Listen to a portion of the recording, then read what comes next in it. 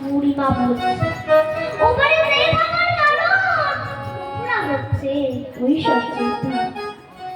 যদি কোনো ভাগ্যবান যে ওই সত্য ত্যাগ করে মধুর হয় সিধা বৃন্দাবনে আসতে চায়, তাই তাকে পার করবো বলে আমরা সবাই মিলে থাকি। পার করো হে নবীন কান্ডারি, পার করো হে নবীন কান্ডারি, পার করো নবীন কান্ডারি, পার করো হে নবীন কান্ডারি।